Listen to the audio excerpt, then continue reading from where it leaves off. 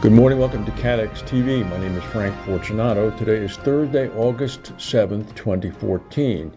And for the first time since July 8th, Gaza is not in the headlines. It seems as if the truce is holding and the Israeli military has indeed pulled back. Peace talks are about to begin in the next few days in Cairo.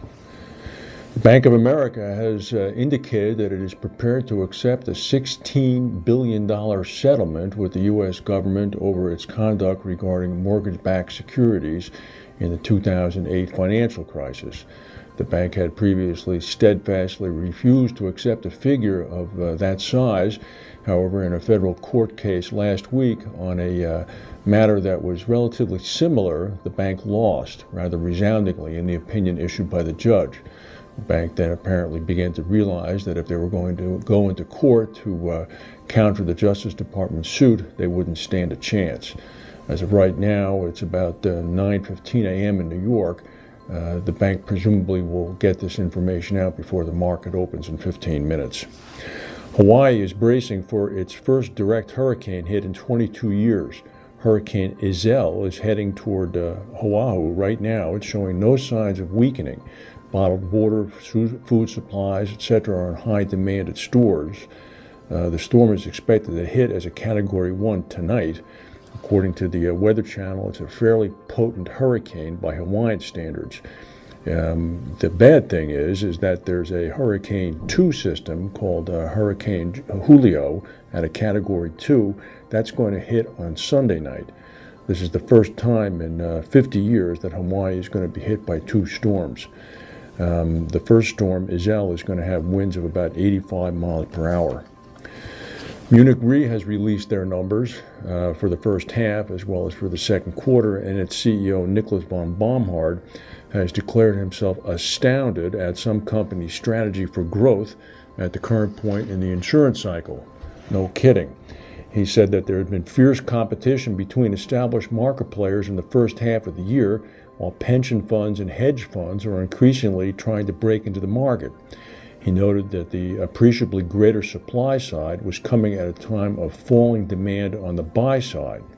The company confirmed its profit target of 3 billion euros for 2014 after booking a first-half profit of about 1.7 billion euros, up from about 1.5 billion the same year at the same time last year.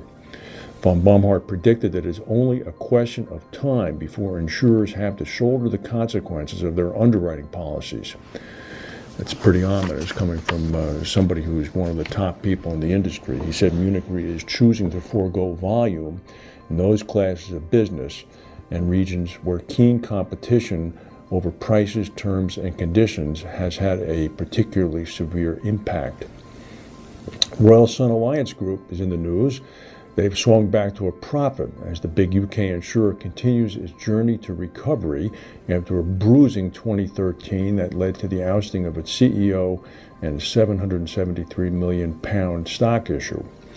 Pre-tax profits recuperated to just about £70 million in the first half of 2014.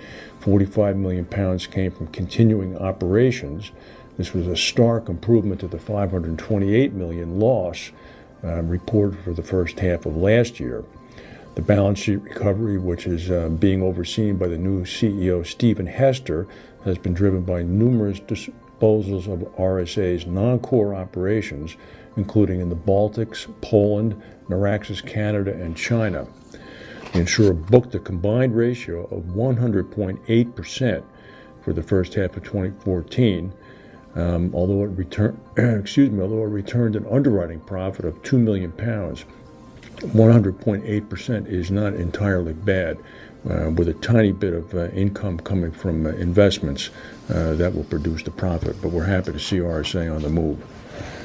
Swiss group Zurich Insurance said that its net profit had jumped 14% in the first half of the year, boosted by, of all things, restructuring. The company's operating profit jumped up to about $2.6 billion, which represented a 15% increase over the same figure last year. Martin Sen, the CEO, said that the restructuring process is designed to reduce complexity and cost while enhancing agility. The company has 55,000 employees worldwide. The restructuring would affect fewer jobs than the 800 positions that had previously been expected. Most of the 670 job cuts out of 55,000 people, that's the restructuring, have already been implemented. That's a relatively painless restructuring, although I suppose if you were one of the 670 people, it wouldn't be.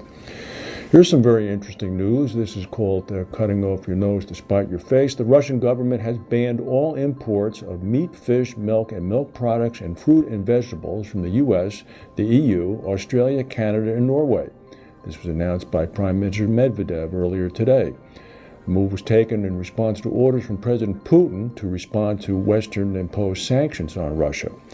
Russia depends heavily on imported foodstuffs, mainly from the West, particularly in the largest and most prosperous cities such as Moscow.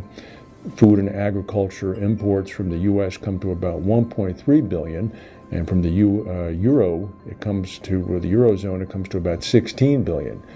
This almost certainly means that supermarket shelves in Moscow and in the larger cities in Russia will soon become empty. Interesting.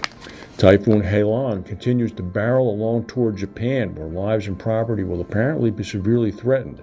The strength of Halong is expected to be equivalent to a strong Category 1 or a weak Category 2. It's going to sideswipe the southern island of Kyushu Saturday afternoon. It's going to bring heavy rain, about 6 inches, with approximately 80-mile-an-hour gusts by the time it makes landfall.